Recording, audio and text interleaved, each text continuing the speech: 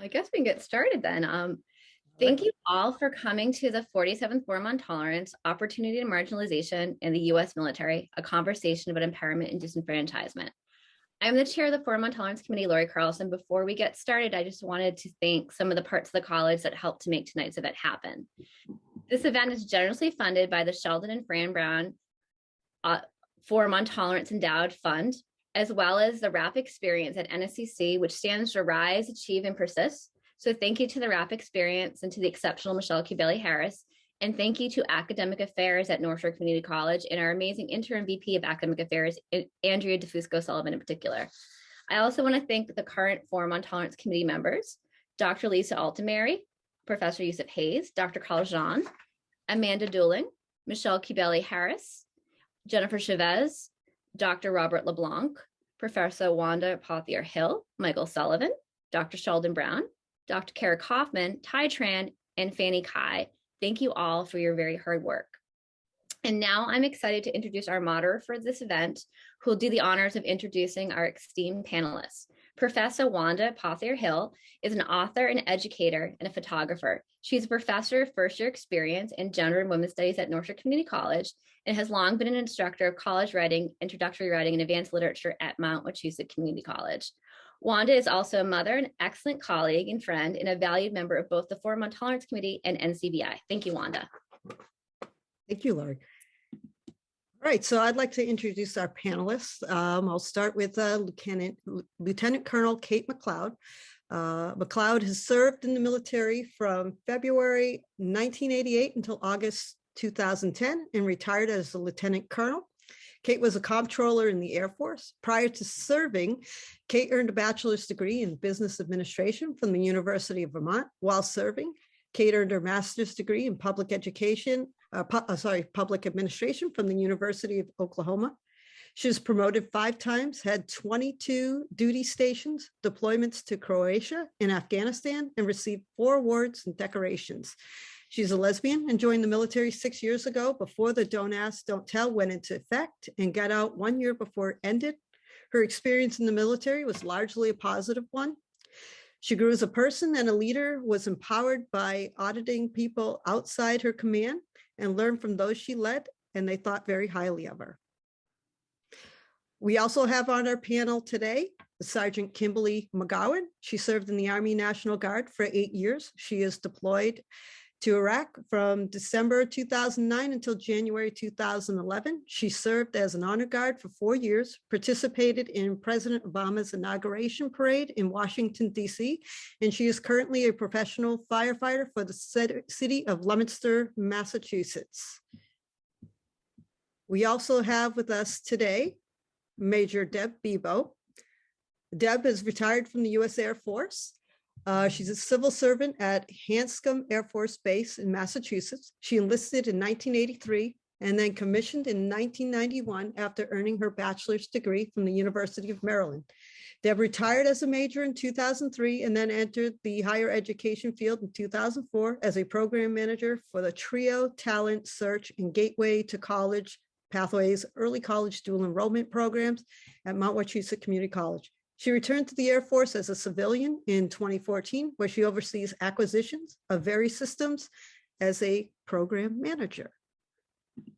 Welcome, everyone. All right, so I thought what we could do is I'll just start asking some questions, and any one of the panelists, go ahead and let me know if you are comfortable asking or responding to the questions, if they pertain to you or it's something that just strikes your interest. So I was just curious if each of you would like to speak about what motivated you to join the military. I'd be happy to start. Although it's kind of, I do this interview thing with school children through a museum in Bangor. And I get this question a lot, and I'm always a little embarrassed by it because in part, I was a very introverted person, and I thought, I'll join the military. I won't have to go out and do job interviews. That was seriously part of my motivation, but also just, patriotism and wanting to serve my country. I loved that idea. So it was kind of a dual thing for me. I thought, well, I'd like to do this, and if I do it, I won't have to do the interview. And of course, Murphy being who he is, my first job required me to regularly brief people who outranked me by a lot. So Murphy got back at me. So that was it for me. Thank you. Deb or Kim, do either one of you want to share your experiences? Sure, I'll jump in. My motivation for joining the military was basically right out of high school. I did my first 2 years of college, and what I brought with me were the study skills that I used in high school to pass high school, and found out that those weren't really good habits to have because I didn't have study skills when I did my first 2 years of college, and it reflected appropriately so in my college transcript. So realizing that I had no job skills, no money, no education, it was time to rethink my path. And having grown up in an Air Force family, my dad, when I was in high school, he said, well, you should think about the Air Force, or, it worked out. It was a good experience. And I said, oh, hell no, I'm not going to do that. Military's not for me. And then here we are a few years later. I went and talked to a recruiter, found out that it's going to be, this is something that I need to do because I need to just move on with my life. And, it turned out to be a good experience. I enlisted and gained a little bit of discipline, a little bit of initiative as far as, all right, if I go back to school now, I'm paying for these classes and I'm going to take them seriously. So that was the impetus for me enlisting. Thank you. Kim, would you like to share? Sure. Kind of like Kate, I was an introvert. I was not very confident in myself. Started off going to college and that wasn't working out so well. I kind of always wanted to join the military and challenge myself and get out of the small town that I grew up in. So ended up joining a little later. I was 21 when I went to boot camp. So a little later, I did a few years of college, attempted a few semesters here and there of college. But really just to challenge myself and see the world and I don't know, get more confident in who I am and to get leadership skills, I guess. Thank you. Would any of you like to tell us about your military experience and something that you found empowering about your time in the military? I will say that, I said I was an introvert. I wouldn't say I was severely introverted, but I was pretty introverted. And, the military didn't care. The military said, this is your job and you need to go talk to these people. You need to go work in this area. And it, I joke that it beat it out of me, but the fact is that now there are very few situations that I don't feel I can handle. And I love that about my time in the military. I mean, that's just one, but yeah, that's probably the biggest one that I think when you say that, that's what I think of. Is it helped me, kind of like Kimberly was saying, it gave me much more confidence than I had when I joined. Thank you. Deb or Kim, do either of you want to speak to that question? Yeah, kind of just piggyback off Kate's stuff.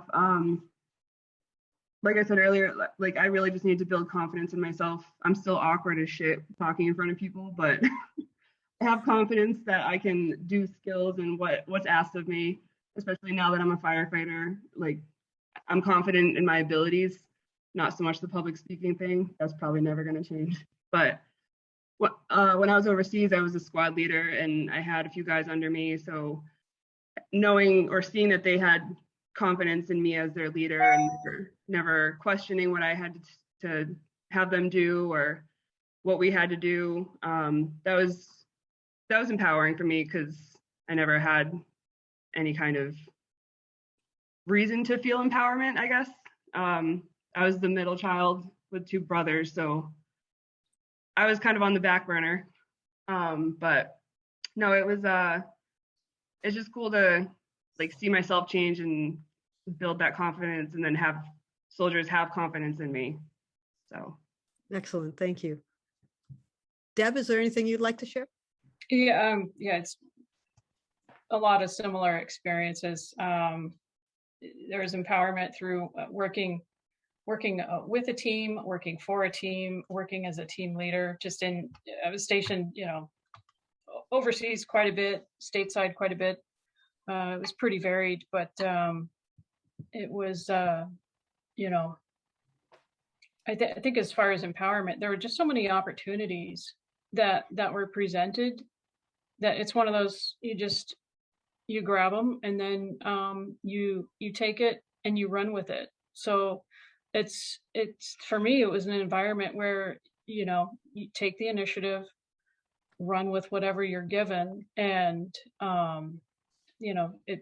good things happen. So but again, I just I'm looking at Kimberly, and I'm like, a firefighter, man, she's pretty badass. So yeah, don't worry about the public speaking part of it, because you have these skill sets that the average layperson will look at it and go, oh wow, you do that? That's pretty cool. So awesome. Thank you all. Kate, I have a question for you, if you don't mind me asking. Sure. How did you feel about the don't ask, don't tell? How did you deal with that as a member of the military? It's interesting because, as you said in the introduction, I actually joined before Don't Ask, Don't Tell. So I did have a couple of years there. For folks who don't know, when you join the military, you pretty much join with a secret clearance, and you don't need to have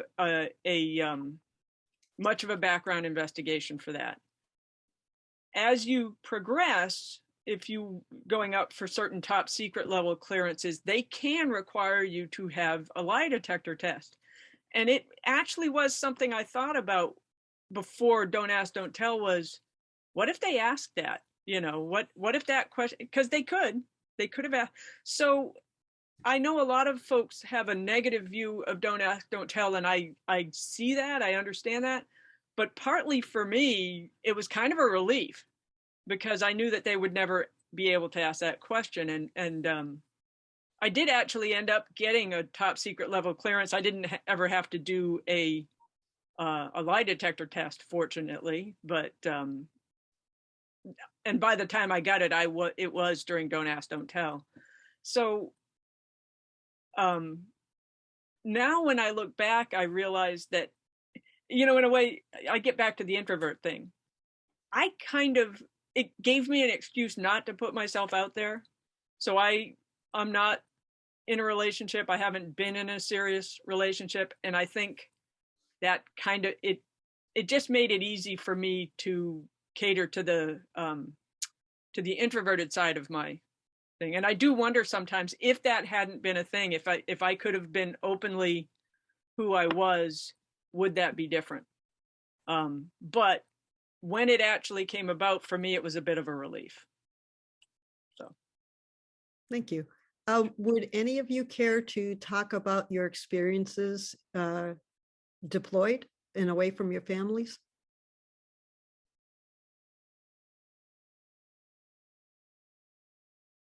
I know for me, probably the hardest thing about, especially my deployment to Afghanistan, was just telling my family that's what I was doing, that I was going to Afghanistan, because, especially, right or wrong, folks, especially my parents are, they're both 91.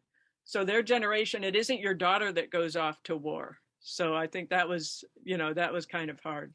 But actually being deployed, and again, especially to Afghanistan, I found it hard because I was in what they called an in lieu of tasking. So I was with an Army unit, and they treat their people a lot differently than the Air Force does. So it was hard. We worked, they said we worked 6 full days a week and 1 half day. The half day, you generally worked about 8 hours. your full days were about anywhere from 14 to 20. I got a call one time, it was 11:45, and I got a call from somebody in the States. And I said, you do realize it's almost midnight here? And they said, yes. And you answered the phone. I'm like, you're right. What can I do for you? So that was just, I was a staff weenie. I wasn't, I was in a combat zone. There were times when we had to wear our flak jackets and run for a bunker. But most of the time I was doing office work. I was doing it in a very dangerous location. So, yeah, I mean, the other thing I will say about that, and I think my fellow panelists will probably agree, that when you're in the military, male or female, I don't think it matters, during a war, if you don't deploy, you kind of get the feeling like you're not really doing your part. So I was happy to deploy, but it wasn't always fun. Afghanistan was hard. I was, you're tired all the time because you're working so hard and all that. So, but in all honesty, wouldn't trade that for the world, that experience. Hard as it was, I'm glad I did it. So. Thank you. Sure. Kim, would you like to speak at all about your experiences? Yeah, sure. Like Kate said too, I think I'm gonna be piggybacking off of you all night. But you go first, then I could piggyback. No, after you. Same as she said, like joining the military, you kind of, especially during a wartime, you kind of know it's probably going to happen, and then you almost feel like you need to make it happen. So at some point during your military career, most people either volunteer or do what they can to get on a deployment. I ended up volunteering for mine. I went to Iraq with a transportation battalion. So we were kind of all over the place, not necessarily front lines, but I guess all the roads were kind of, in a sense, front lines, because we're driving all over the place through Baghdad and everything. But my family, they kind of knew it was going to happen at some point. I made it clear from the day I joined that I was going to try to get on a deployment at some point during my career. I ended up doing 4 years before I ended up getting on a deployment. So, it was hard sometimes, but being overseas, like you're in the mindset of what you have to do. Half the time I didn't even think about back home. I didn't really talk to my family much when I was overseas. We Skyped a couple times, and the base I was on got hit while I was on Skype with my mom. So she's like, I don't think we need to do this anymore. So that was probably one of 2 times that we Skyped the whole year that I was gone. So it's also kind of, like I said, you're in the mindset of being over there. You don't really need the distraction of back home. I was single and I don't have kids when I was overseas, so I didn't have a whole lot to worry about back home, which was a benefit to me. But yeah, that's all I got. All right. And Deb, I believe you said you didn't end up deploying, but did you have moments with your time in the military where you had to be separated from your family, and what kind of dynamics did that bring about in your relationships? Oh, yeah. There were, temporary duties that both my husband and I had to do. My husband was also active duty for those on the line. So we had, two mid-90s, 2 small kids. So it was just more of a juggling act as far as, okay, who's going to take care of the kids? Because we weren't stationed near any family help or anything like that. So no real family support network. So it was just more of a, figuring out who's going to be home, take care of the kids. Of course, we had to have the right, dependent care plan in place in case we both ended up deploying. But, looking back, I think it was just more of a, family decision with, all right, who's at home minding the kids. So it didn't really affect any family dynamics, because just having an active duty spouse, we just kind of like, we work as a team, and we've been married 37 years, and we just kind of met overseas in West Berlin. So, you know, I've always worked as a team like that. Okay, thank you. As a mother, Deb, did you find it was difficult being a mother and a service member to deal with the public? Like I know of some women that when they come back from serving or they're home on leave, they're expected to just jump back into that traditional housewife mother type role. And you know, to kind of pick up where they left off. Did you find that was ever an issue for you, like with other public or family members? Honestly, no. It boils back down to that whole team effort. Probably helps that, hey, I'm a really lousy cook. So it was after my husband and I, he was, you know, he moved over from Aviano Air Base in Italy, and we met in West Berlin when we were stationed at Tempelhof Central Airport. But after we got married, he realized that we'd been living in the enlisted dormitories and been, you know, going to the base chow hall. And when we got married, he's like, "Well, you don't cook," and I'm like, "That's right. I don't even know how to cook." Turns out he's a fabulous cook. But what's my point is, you know, we both just kind of took turns sharing duties with the kids. So I didn't really perceive any type of role that I had to play as a wife and mother. It was just more of we brought two children into this world, and you know, we're both going to do our best jobs. And when one of them is sick and the other of us has to go to work, it was always like, okay, you know, if a kid was sick and we couldn't get them patched up enough to go to the daycare center, you know, with they either had a temperature or what have you, it was one of those, we would just look at each other and go, okay, what's your schedule like today? And we would piecemeal it, patchwork it together. So sounds like good. No, I mean, yeah, if you want, I mean, you know, as a mom or as a parent in the military, I mean, I can speak to, I mean, when I was on active duty originally, the mom would only get 4 weeks of maternity leave. And physiologically, the human body, after pumping out a baby, is not ready to go back to work full time after 4 weeks of maternity leave. I mean, you're just, hormones are still just out of whack. They did increase it to 6 weeks by the time I had my first child. And, you know, even then that wasn't enough. So by the time I had my second child, I added on 2 weeks of my own personal vacation time. So I was off for 2 months. Now, my active duty counterparts at Hanscom, they get what, 16 weeks of maternity leave. And I think, well, wow, that's about darn time, because I mean, physiologically, I think, you know, the woman's body needs to heal up after going through that. So, and then there's even the parental leave for the active duty member that did not have the baby that can also take additional time. So I think those policies are much more beneficial for military members now. Mm-hmm. Excellent, thank you. So thinking about the roles of women, how would you say they've generally been perceived as for female soldiers in the military?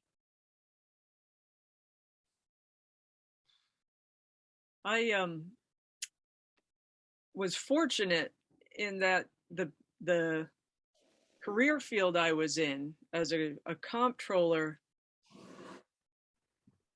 had quite a few women in it. I think, you know, mechanics and transportation and security forces, I think women in those fields had a lot more trouble than someone like I did. To be honest, I never had an issue like with a male subordinate or a male superior, for that matter, disrespecting me and my position and my work. So I think it's hard for me, certainly from a personal standpoint, to talk to that question.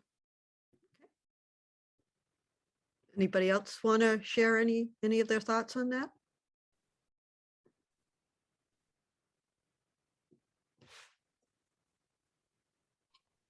Okay, we can move on to another question that I have for you guys.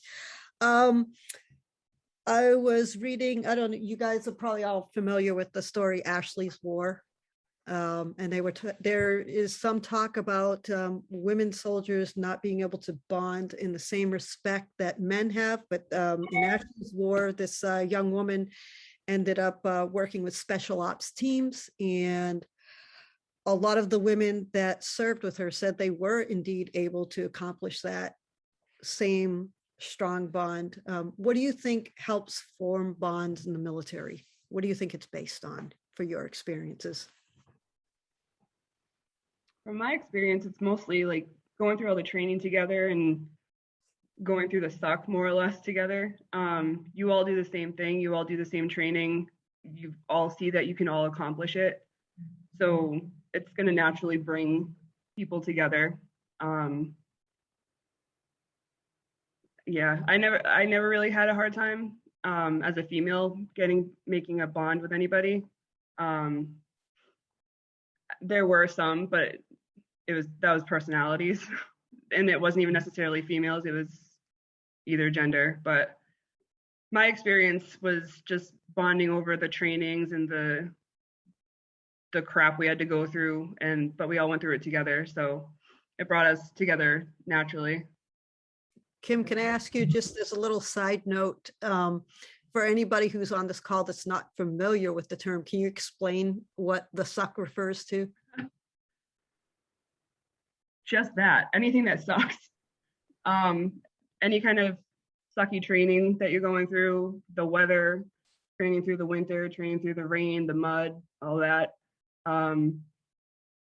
Like, for example, just boot camp, it sucks. You're going through the suck, but you're all going through it together. So it's just kind of a term that's very familiar in the military. As an officer, I didn't go to boot camp. I went to field training, and we all kind of understood that their point was to make us quit. And we all kind of, we bonded over the fact that we didn't quit, and we wouldn't want anybody to be in the military who couldn't do what we did. So I agree with what Kimberly was saying, that we had the same training, we all survived it, sometimes even embraced the suck. So, but another thing I would add to that is, my second duty station was in Japan. I've served in Germany and Afghanistan and Croatia. And when you're that far from home, that bonds you too, being with other Americans. And one other thing that I would say is both times that I was a commander, most especially the second time, when you've got a leadership team whose philosophy about leadership is the same as yours. I had a senior enlisted advisor and a deputy. My senior enlisted advisor, troops would come to him and they'd say, well, sir, can we do this? And he'd say no. And they said, well, can we ask the commander? And he would bring them to me without even prepping me, because he knew, if his answer was no, my answer would be no. It's like they'd ask, can we do X? Can we have a party in the middle of the day on Friday? I'm like, hell no. And he said, what did I say? Same thing the commander said. So that's another bonding. As a matter of fact, we're Facebook friends. I've got a lot of folks. I'd say probably half my Facebook friends are people I served with. So there's a lot of bonding things that help you bond in the military with other people. Being away from home, having that leadership team, and like Kimberly said, the training, that's a big one. Excellent. Thank you. Deb, do you have anything you want to add? Yeah, it's that shared experience. And I totally agree. When we say embrace the suck, we're talking going to bed at midnight, getting up at 3:30 or 4. It's an environment of you're constantly sleep deprived, you are constantly hungry, you're constantly tired, everything aches, but it's just one of those, we'll get through it. And one thing we would always say is, this is just a temporary thing. So while we were embracing the suck, we would say, this is only temporary, because there'd be some type of graduation date or some type of qualification date that was looming at the end of the time frame that we could all look forward to. Thank you. So another thing I was curious about is not so long ago, the combat exclusion policy was repealed. I was just wondering your thoughts on the combat exclusion policy and whether or not you think it needed to be there or what you think of it being eliminated. I'll start. I think it was great that it was eliminated. I'm just thinking back of when I went and saw an Air Force recruiter in 1983, and I wanted to join some type of flying career field. Those weren't open. I couldn't be a loadmaster on a C-130 or a C-5 or any type of cargo aircraft. I couldn't be a boom operator on a KC-135 or an aerial refueling platform. Those career fields, among some others, were closed to women. So, it was kind of like, at the time, this is the early 80s, it was just like, just accept it. It's what the military has said. So it's, moving forward to everything is open. All the cockpits are open, all career fields open. I think it's great. It's about darn time. First of all, yes, I agree completely with what Deb just said. It always kind of bothered me that, and I think this is still true for a lot of people, when you think of a patriotic American military person, airman, soldier, Marine, sailor, the first image that comes to mind is a man. And that bothers me because I know that I am as patriotic as anybody else in this country. I love my country. I don't always love what it does, but I love my country. And so the thought that I can't, I raised my hand and swore to defend the Constitution with my life. And I meant that. Now, don't get me wrong. I've been close enough to having been in Kabul. I mean, I've heard an IED go off. I've had to run into a bunker because, a dog alerted on a truck and thought there was a bomb in there. That's terrifying. Nobody really wants to do that, male or female, but it just doesn't seem right to me. And there's a writer, Sarah Smiley, and she used to write a thing for the local paper called Dinner with the Smiley. She made that into a book. She's got 3 young sons, and she did a great article about selective service and the fact that she thinks young girls should also be required to register for selective service. Because why is it fair that my 3 kids have to do that and somebody else who has 3 daughters, their kids don't, So, obviously I have some strong feelings about this, but I kind of understand where folks are, because I was raised in that culture. There's a part of me that gets why it makes people nervous to have women go into combat and possibly be captured. But is it really any worse for a woman to be tortured than it is for a man? Even though they may do some unspeakable things to her, they're doing unspeakable things to men too. So, all right, I'll stop now. Kim, you have anything you want to add? My only thought on that really was that even if people don't think that women could handle being on the front lines or whatever their thought process is behind it. I think it's just more important to at least give them the opportunity to try. And if they can't make it through, then they don't need to be there. If they do make it through, then they obviously can do the job. So I think that's the biggest thing with it. Kimberly, you've hit on something I should have said, and that is they need the opportunity, but they should be required to meet the same requirements that a man does. You know, because you don't want anybody, male or female, out there who can't. It's like I said about training. I wouldn't want anybody in the Air Force who couldn't go through the training I did. You know, I wouldn't want to serve with someone who couldn't handle that mentally or physically. And that's the same. Anybody who is in combat, whatever the job is, they need to be able to meet, you know, whether that's the gunner on an aircraft or a ground pounder or whatever. They need to be able to meet whatever those requirements are. It's a kind of a separate thing, but you know, they get upset about some of the physical requirements for the military and weight requirements and everything. And I'm like, oh, I'm sorry, this is the military. Mm-hmm. There are things, you know, you need to be able to run a certain distance and do a certain number of push-ups and whatever. If you can't, sorry, you shouldn't be there. You should, you know, go come back and work as a civilian for the military. So.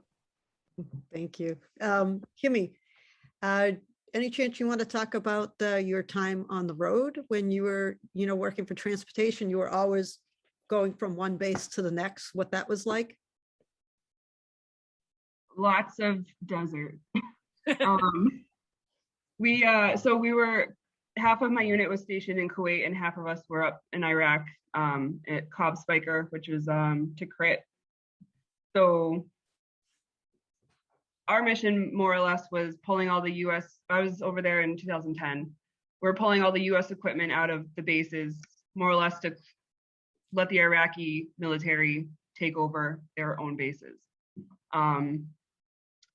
So ironically, I think 10 years later, the same unit that I deployed with that did that mission, they all went back, I think it was like 7 or 8 years later, and brought all the US equipment back into all those bases.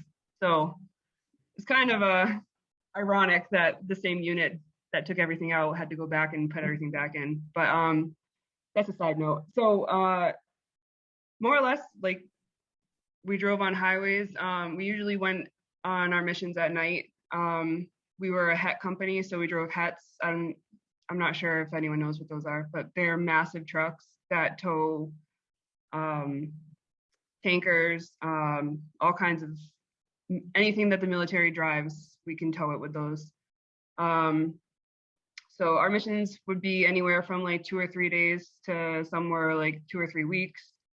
Pretty much we'll drive at night, and it's one base to another. So we were living on the road all the time, at different bases the whole year.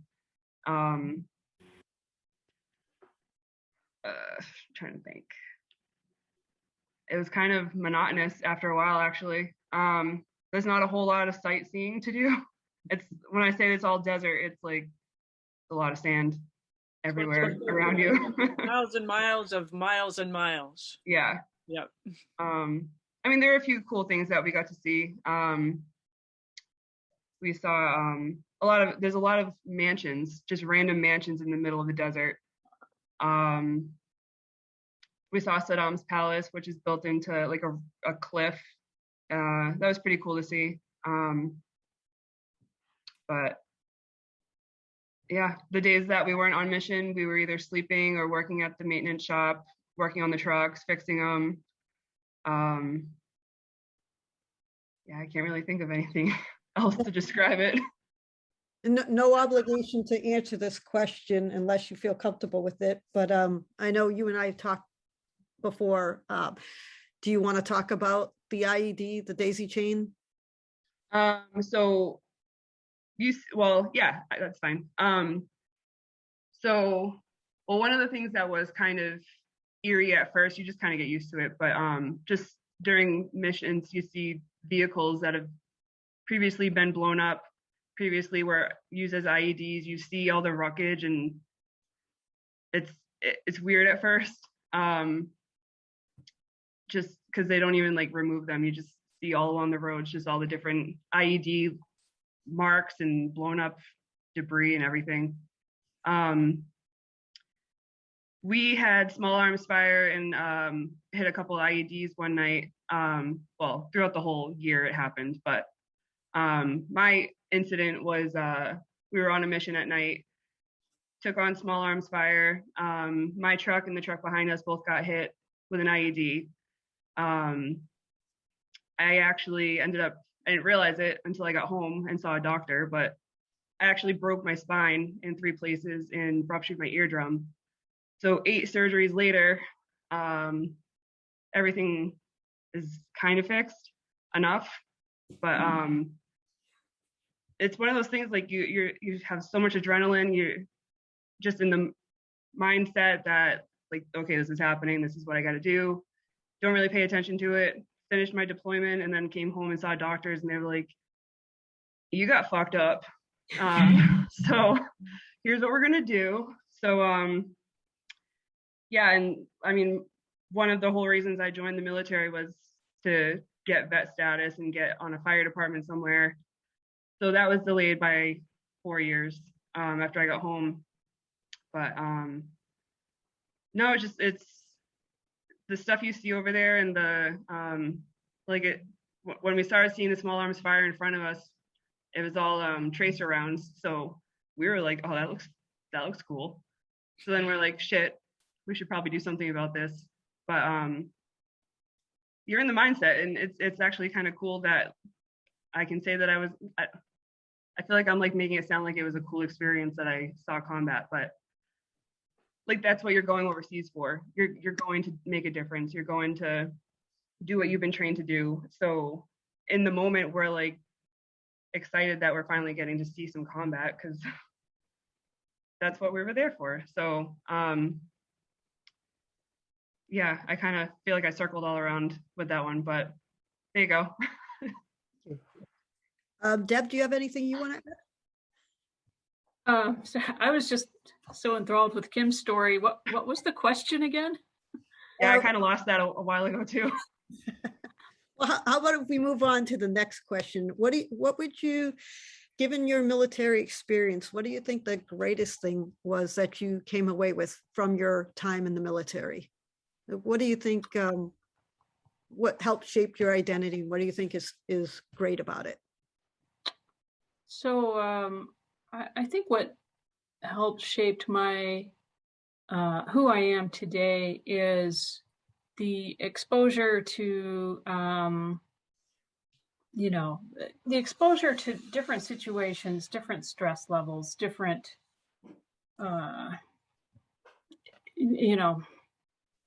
I guess maybe I should couch it with, when I enlisted, I was an air traffic controller. So I worked first at it was Berlin Center, so it was in West Berlin. It was all, I worked air traffic control, not in the tower, but in the radar portion.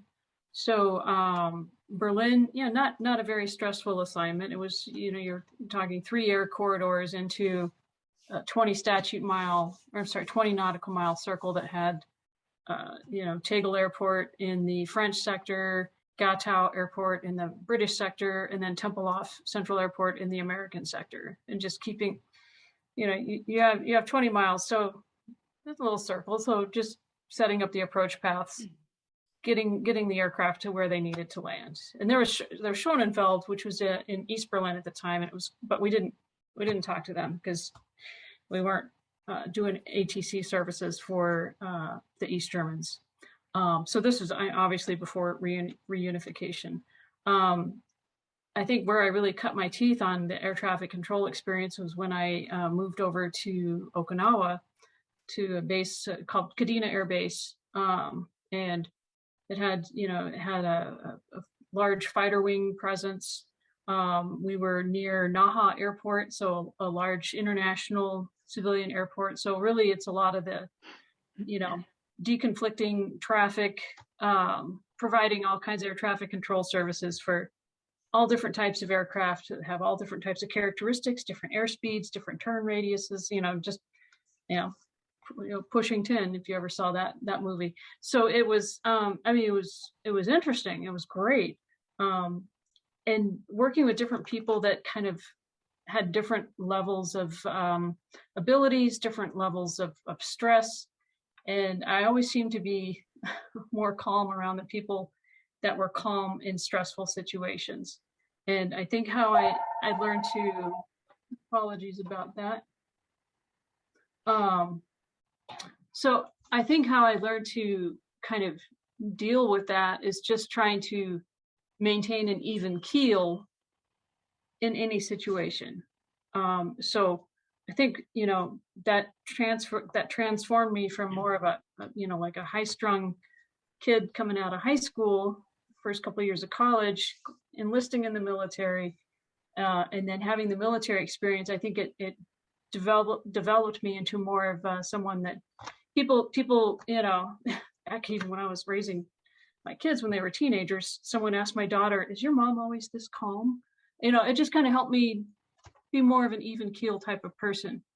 And how that translates into how I am as a leader, as a supervisor, is people can approach me and without whatever bad news, that there's always, bad news that you're going to receive as a supervisor. And it's one of those, they know I'm not going to fly off the handle. They know I'm going to, takes me a while to kind of synthesize, process the information. And then it's kind of like, okay, so what do you think we should do? So I would say that's how the military, I think, is really, my experience has really helped transform me into someone that's just kind of an even keel kind of person. And, we'll take this situation and we'll run with it. Thank you. Kate or Kim, either of you want to speak to that? I think both Kim and I had talked earlier about the level of confidence that being in the military gave me, and to what Deb was saying, just putting you in situations. I had a couple of tours at the Pentagon, and which can be almost as nerve-wracking as being in a combat zone.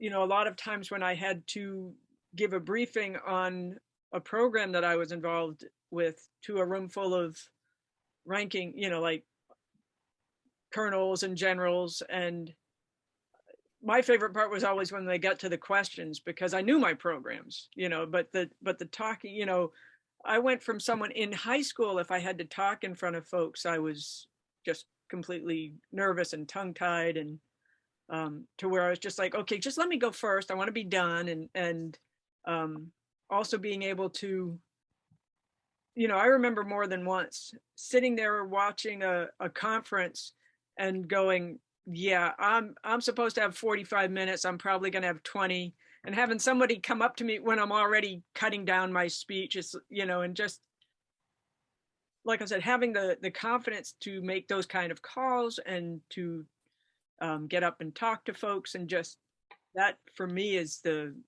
big thing, is just the Air Force gave me a job and expected me to do it, and didn't give me a whole, gave me the guidance I needed, but not a whole lot, okay, go out and get that done. And that was great. I mean, it was a little scary at first, but towards the end, so that was, that was the great thing, I think, is just that it grew me as a person. And I'm forever grateful to the Air Force for that. Thank you. Kimmy, do you have anything you want to add on to that? I totally lost what the question was. How the military has shaped your identity and what you really loved about it? Yeah, just for me, just building my confidence. I was always very timid. Like I was always outgoing around my friends and stuff, but like as soon as I was in an uncomfortable position, I was like how I am right now. But no, just the confidence boost, and having feeling like I could actually rely on myself as a person and as a leader. The biggest thing I think would be also being able to take charge in any kind of situation, especially with my job now as a firefighter. Just made me a stronger person, I guess, mentally. I would, one more thing I'd like to say is that I went from, if you went into a room and there was somebody sitting off alone, I went from being the person sitting off alone to being the person who went over and said, hey, can I sit with you? And that I'm glad that I've become that person, that I can hopefully help that person that I used to be. So. Good. I'll go on to that. Kate is, well, prior to the pandemic, before we all went remote, I could walk into a room and it's just one of those, just start talking to people. Hello, greetings, and sitting next to random people and trying to learn something about them. What program are they with? This is on Hanscom. There's so many different people working so many different acquisition programs, so it's just kind of it's a great learning experience. And I have found out that during the pandemic, where the majority is remote working, or working remotely, this is kind of nice seeing people on camera and just kind of having that interaction versus the standard meeting where the culture where I work is cameras aren't expected, and so you just see, we work with Microsoft Teams, so you just see the little bubble, two little initials, and you're talking to someone's initials and you're going, yeah, this is no fun. I think I'd rather be in person. So, but I totally agree with that, Kate. Thank you. I kind of want to circle back, thinking about the combat exclusion policy and the traditional roles of masculinity. Now that the combat exclusion policy has been ended, how do you think it's going to shape the military in the future as far as women moving into roles that were more traditionally designed just for men? I think that's a great question because, one thing I've noticed working for men and working for women is that I think, generally speaking, the way they lead is different. So I think that's a good question, but I'm not sure I have a good answer. I do think that it will change the military to have more women in those types of roles. I think women tend to be a little more collaborative, a little less directive, more. When I had something that I needed my folks to do, I mean, we used to joke, I'd go, I'll flip, they didn't want to do it, I'll flip you for it. Oh, look who's got the, but in the end, I didn't want them to do something just because I said, and if they had a better way or thought they had a better way, I wanted them to feel like they could come to me and tell me that, where I think sometimes a man is more like, this is what I told you to do, this is how I told you to do it, go do it. So I do believe that we probably will see change. I'm not sure exactly what it will look like, but hopefully a little more of the collaboration and searching out the best way to do something rather than my way to do something, hopefully. Okay. We'll see. Deb or Kim, do you have anything you want to add on to that? I got nothing on that one. Yeah, I mean, agree or disagree? I'd like to know, do you agree or disagree with me, or have no idea? I will just couch my response with I didn't see combat from what I understand from my peers that have and from what I've observed, it seems like when you have male and female teammates who are working together for the same mission, that are doing the same training, that are doing the same types of physical training in order to maintain fitness, I mean, I've seen females run in circles around their male counterparts at the CrossFit gym. So it's just one of those when they're all, when they have that same mindset, that same mission, it seems like the integration is pretty seamless.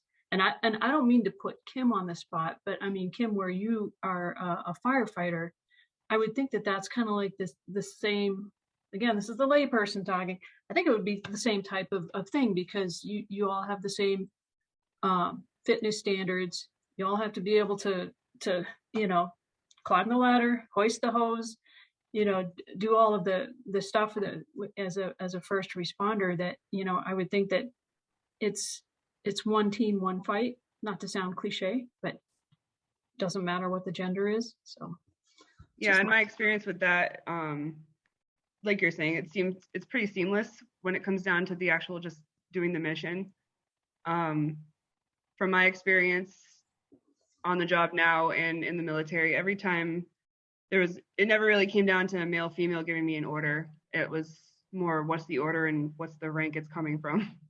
So that's just my experience. It's been pretty seamless. Excellent. So now that you guys are all veteran status, can any of you speak to what it was like to transition back to civilian life? I will just say 2 points.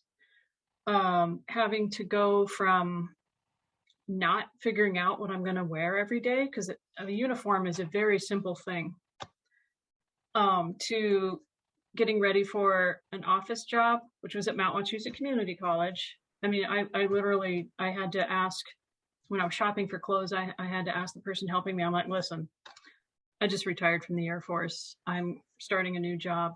I haven't worn civilian clothes in over 20 years. How do I dress for the office? And it's just that was kind of for me, that was hard. Like I've never done this before. And I would say that the other thing is going from a traditionally all male environment to an office where the majority were female. I would say that that was a bit of a shock to me, just because it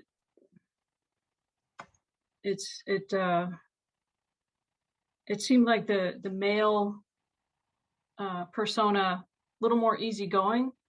You didn't have to worry about, oh, did I just say something offensive? When I was talking to male counterparts, female counterparts on the civilian side, it was, let's just say, it was a bit of a culture shock, which I may or may not have adapted to. I had a different issue, because I did not immediately go to work when I got out. I was working on finishing up my courses for a PhD and trying to do a dissertation. I'm ABD on my doctorate, permanently ABD on my doctorate. But one thing that I had trouble with, I was one of those, I generally was up at around 5 every morning. I still am up around 5 every morning, and work out, have breakfast, go to the office, stay there, especially like when I was at the Pentagon, probably stay there around 10 hours, come back. And all of a sudden I've had all this time, and it just felt wrong to be so at my leisure, even though I did spend a lot of time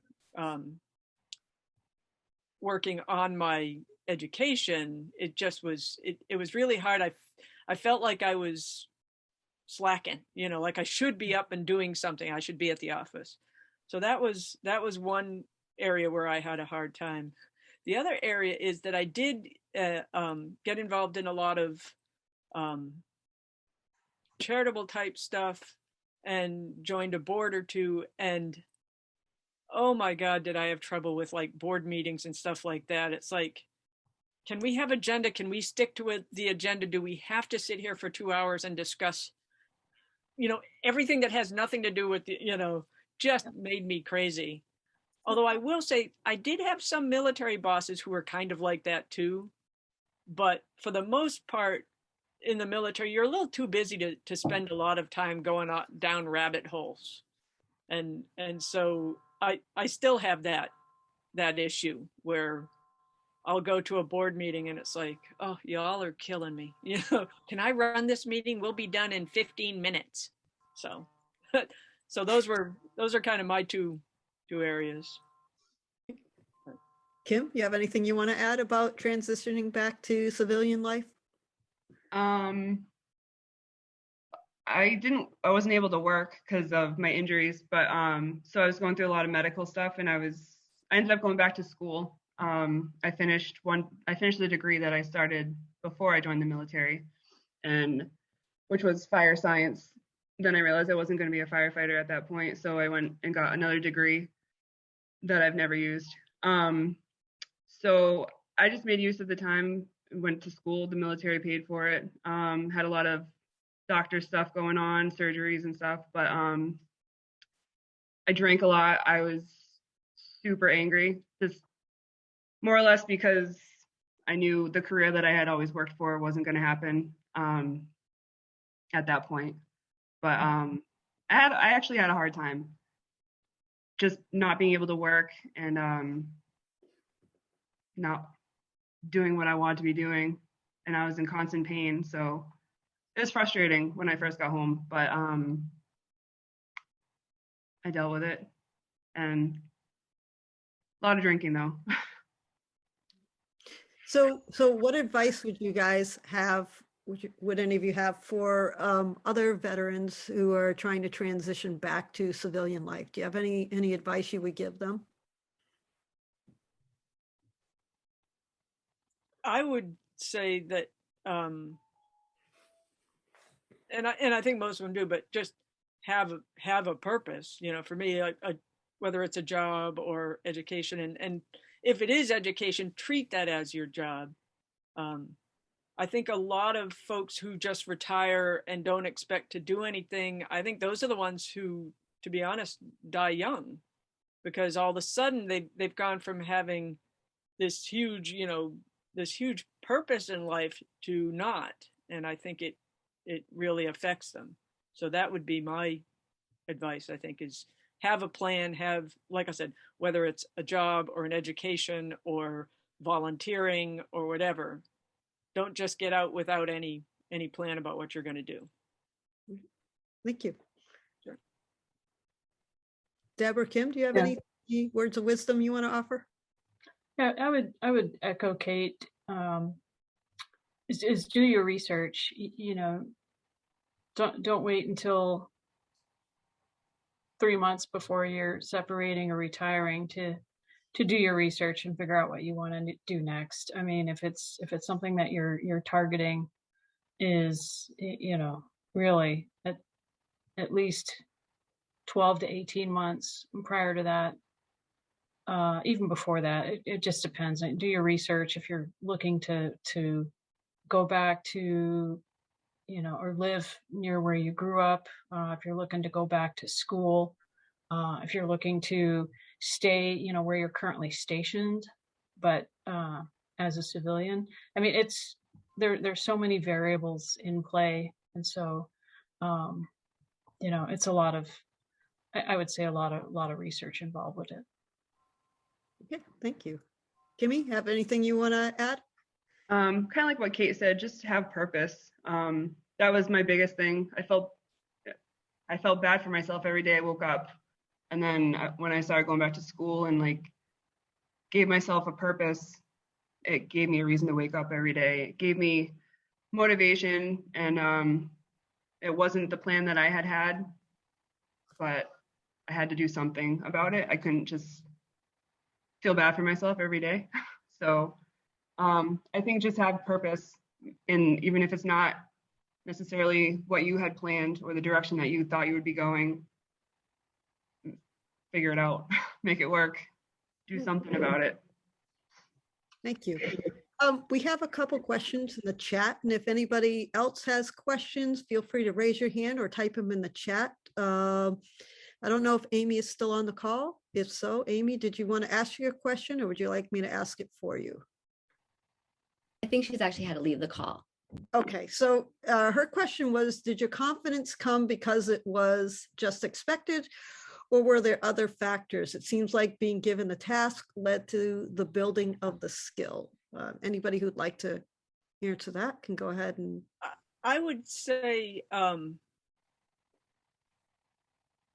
that, one thing I didn't mention and I should have is that, yes, they gave me a task, but they did train me for that task before they gave it to me. So the training, and then they gave the task and I saw that I could do it.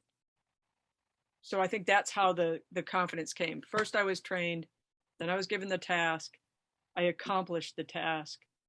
And every time that happens, it builds your confidence a little more. Thank you. Kim or Deb, do you have anything you want to add to that? I agree with Kate. Yeah, confidence came with doing the job. I mean, as an air traffic control trainee, the first time they turned the reins of the radio over to me and I'm getting ready to talk to my first live airplane, it wasn't a training scenario with a simulated pilot on the other end. This was a 737 inbound to Berlin, and checked in at the waypoint, and I had all my verbiage that I was supposed to say, and I was so ready. And as soon as I keyed my mic, I just froze, and my trainer had to take over and say the verbiage. But it was once I got the hang of it, and developed that confidence by doing the job. So. Ooh, thank you. I see Amanda Passaggio has a question. Amanda, did you want to turn on your mic and ask your question? Hi, I was thinking because women, in the military have like all these biases and stereotypes against them, and you guys fought through that. If you see any like problems or like reasons that transgender people shouldn't be in the military, because that's an often debated question at the moment, and I feel like it's very similar to how women had to fight their way through. I would just say that I think it's still going to be difficult. I don't think they shouldn't be in, but I think they need to be ready that there are a lot of folks in the military who are going to give them a hard time. And it's hard to be first. There are a lot of women's shoulders that we stood on, and I think the same is true with transgender. Whoever's first is going to have a hard time. I hope they can stand up to it, because then it will become normal. But yeah, no, like I said, I hope there are folks out there who are willing to take that leap. I don't think it's going to be easy, but I think needs to be done. Thank you. Michael Sullivan, you have a question you'd like to ask? I do. Thank you, everyone, for your participation. I've really enjoyed this. I'm very deeply moved by it in a way I didn't think I would be. We had a presentation the other night by someone who was a female prisoner of war. And when she was finally released, she told us that she would be damned if she was going to cry, because the reaction of people around her would be, that's just a woman crying, and wouldn't have appreciated her service maybe as much. So we asked her about the military's understanding of emotion and what they do. Today, when you spoke about the SOC and basic training, you spoke about going through this terrible ordeal and making through it, getting your way through it. When this other person spoke about emotion, she felt that it might behoove the military to recognize emotion a little more. And she thought, for example, that perhaps even in war times, there might be a better way of treating other people, even in wartime, if the military were to change its model a little bit. So I was wondering if any of you have any thoughts about that, about your thoughts on the military's current model. I don't know what it is, if it's changed since you were there, and what it might do or not do to bring emotion to a different place maybe than it is now. So I can't address as far as just the experience of being a prisoner of war, but what I can address is what I've observed, how the military model has changed from when I first came in. If you had a mental health issue or needed any type of emotional issue addressed, it was viewed as a sign of weakness. So if you and on the base they called it I don't know what it's called on an Army post, but on an Air Force base it was called the mental health clinic. And if you went to the mental health clinic, that was considered a bad mark. It was not viewed as it was viewed as being defective. And what I'm pleased to see as far as the transition, at least on the Air Force side of the house, the viewpoint of addressing mental health issues has changed 180 degrees to where it's encouraged. If there is a problem, please seek assistance. Depending on where you're at, you can get referred to a civilian facility that provides services, and it's not viewed as a black mark against you. One of my fellow classmates from officer training school back in 1991, he retired a few years ago as a full, they call it full bird colonel, an 06, the next grade right before you get promoted to general. And after he got commissioned, he had some issues, some family issues, pretty serious family issues. He ended up trying to take his life twice, and fortunately did not succeed. And now he is a motivational speaker that is, he travels the country, and he is kind of like the proof of that concept of the military being accepting now of people that need help. And this is, from what I've read about veterans that return that have suffered trauma, combat trauma, it is more, and I can't speak for other service branches, but from what I understand from the Air Force is there are more resources available now if you need to seek help. And it's encouraged that you seek help, and it's not viewed as a black mark. So I'm pleased to see that there's 180 degree turn, because back in the mid 80s, you hear, oh, so-and-so went to the mental health clinic. Ooh, well, that's the end of their career for them. And so it's no longer like that. Thank you. Dave, would you like to ask your question? And then we have time for probably maybe one or two more questions after. Dave, go ahead. Sure. Thanks, Wanda. First, I just wanted to, I had an observation, and that is, Wanda, you are an incredible interviewer. It just really came across here, and we don't want to lose you at North Shore, but I could see like the Today Show or Good Morning America or maybe 60 Minutes, just grabbing you up. So just an incredible job today. Thank you so much. My question is one actually that I asked the other night, but I thought it would probably be appropriate for today too. And that's that if you had advice for your younger self back when you were in the military, what advice would you give yourself?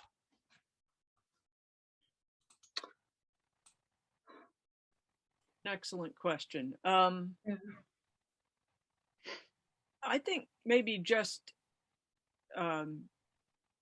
take advantage of the opportunities more. I mean, the opportunity to live in other countries, the opportunity to for education, and just all of that. I mean, not that I didn't take advantage of it, but I think I could have done even more. I kicked myself. I lived in Japan for 2.5 years. I never once climbed Mount Fuji, just anything like that. When I was in Germany, I was working on Air War College, so I didn't get to do a lot more traveling. I wish I'd done, especially since I never made colonel. I kind of wish I'd just dropped the Air War College and done the traveling instead. but I mean, yeah, there's so many opportunities available to people in the military. And I just wish I'd even taken advantage of more of them. But I think that would be it for me. Kimmy or Deb, do you have anything that you want to add? I probably just would have gone in a little younger.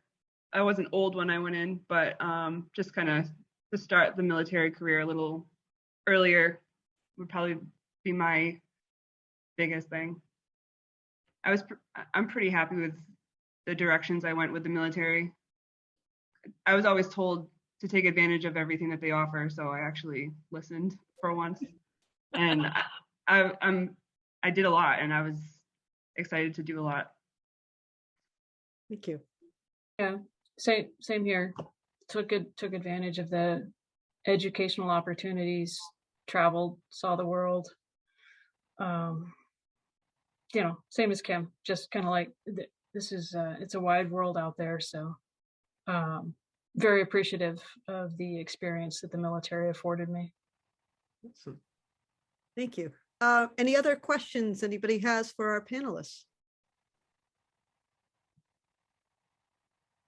All right, well, you guys have all been wonderful. I really, really appreciate your time, and it's been a privilege being able to listen to you, to hear your stories, and I thank you for sharing them with us.